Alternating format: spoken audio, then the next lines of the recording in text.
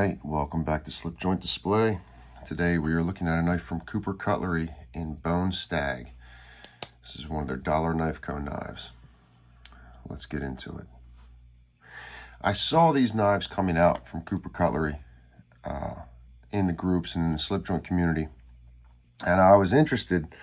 I wanted to check one out, see what the quality was like.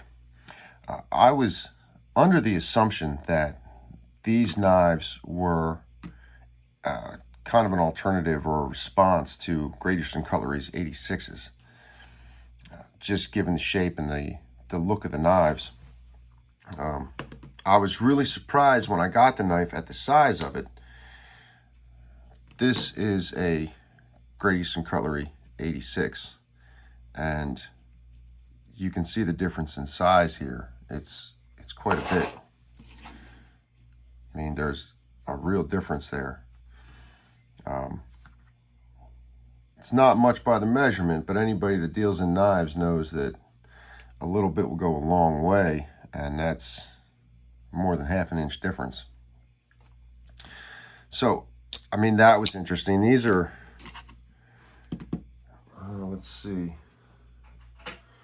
we'll put one up against an American Jack.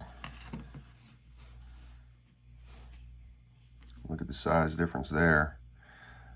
That's closer, but still, the American Jack has it. And your 86 is even more than that. So, there you go. And I think these dollar knife co knives are probably closer to a 15, or between a 15 and a 78. But my mistake, I mean, that was my assumption. I got this on the secondary market. So, and I'm sure that with the websites that sell these, they advertise the measurements. I just hadn't looked. So that's really on me. It is what it is. I thought that this was a nice example. Like I said, I picked it up on the secondary market. Price wasn't too crazy or anything. I mean, it wasn't cheap. It wasn't, you know, as low as, say, a case model. But it wasn't as expensive as GEC's. It lands somewhere in the middle. These are handmade knives. Not custom, but handmade. So let's take a look at the packaging here. Here's your Dollar Knife Co. Handmade D2 steel, made in USA. That's all good. Here's your paper that comes with it. Look inside. Congratulations on your purchase. Each knife is handmade, hand pinned, hand sharpened. Use 1095 blades, although I think it's D2. I think they just need to change their insert, their warranty information, and then more warranty information. You can pause and read if that's what you want to do. So that is what it is. I don't mind the packaging. I like the inserts. I like the paper. The box is nice and classic. I can dig it. As far as the knife is concerned, you have a spear point blade, no swedge cut. You have a long pull that is pretty good. Sometimes I'll see long pulls on stuff outside of Great Eastern Cutlery's, and they just look silly. They're oversized, and I just don't like the look of them. But this looks fine. You've got your Dollar Knife Co. billboard, Dollar Knife Co. and Winchester, Ohio, 2023 D2. So there you go. As far as the edge is concerned, there's not much of one there, but that's not unusual for slip joints. Certainly is par for the course as far as Great Eastern Cutlery's are concerned. Not that we haven't looked at this, but just to get some measurements on the knife that were here, so it's more lined up with the camera. You're talking a little more than 3 1/4 handle for blade, 2 3/4. So that's that. And I mean, as far as depth of the blade is concerned, it's a little more than half an inch. I like the finish. The knife is flush at half stop, so there's that. Let's have ourselves a look. Shouldn't even be doing this, but so tiny slight gaps.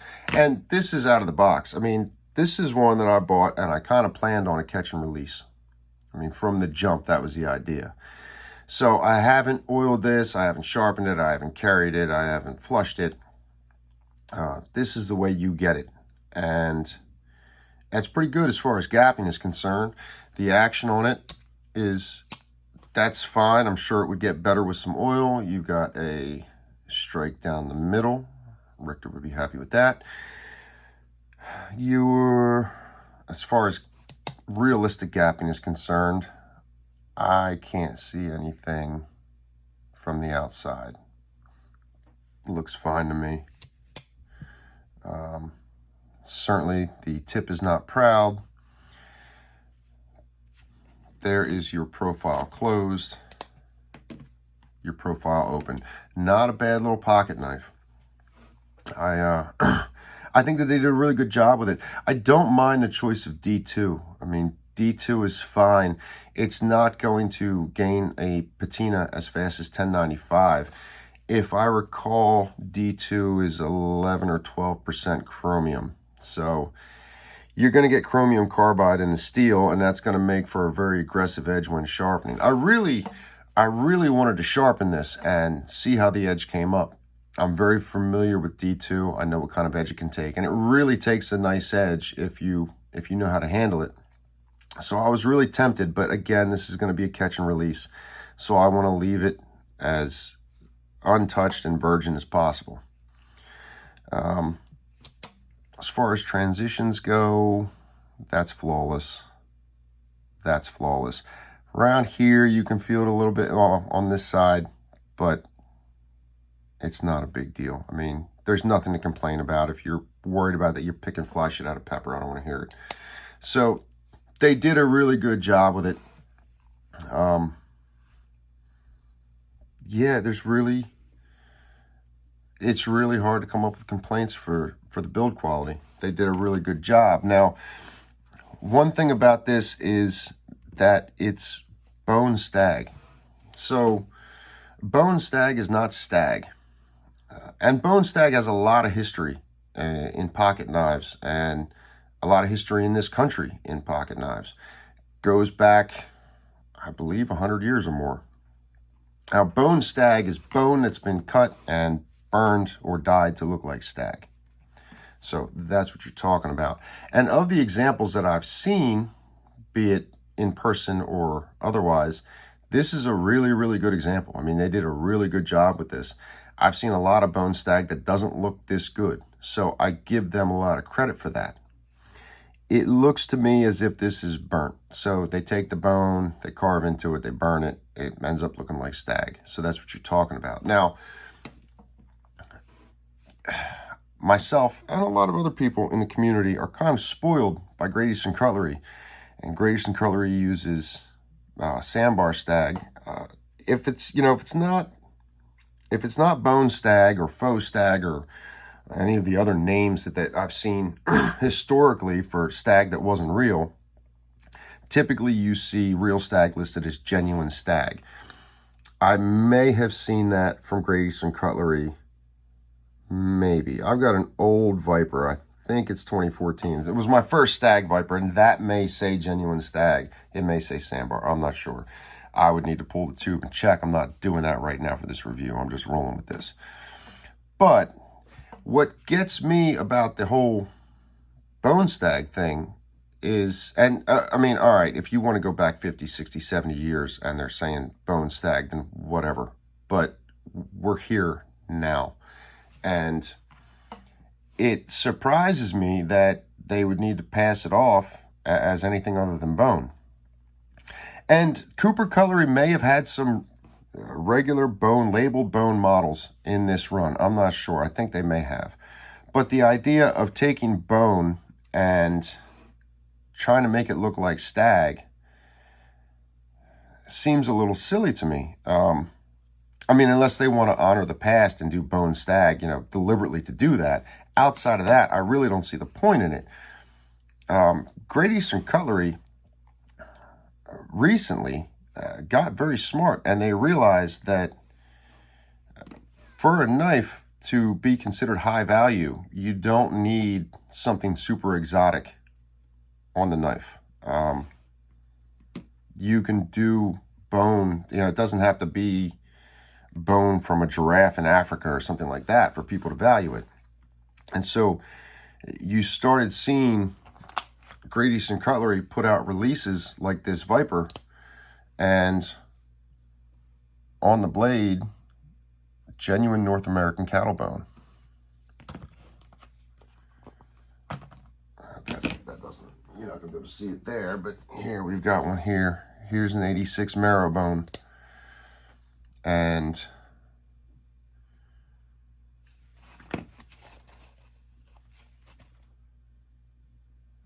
genuine North American cattle bone. Now, this is a marrow bone, and it's an amazing example of marrow bone. But when these were released, people went crazy for them. People bought up this Viper. There may have been other models, I'm not sure, where they went with the genuine North American cattle bone label. And I remember seeing that, and I thought to myself, what a smart thing. What a brilliant thing for them to do.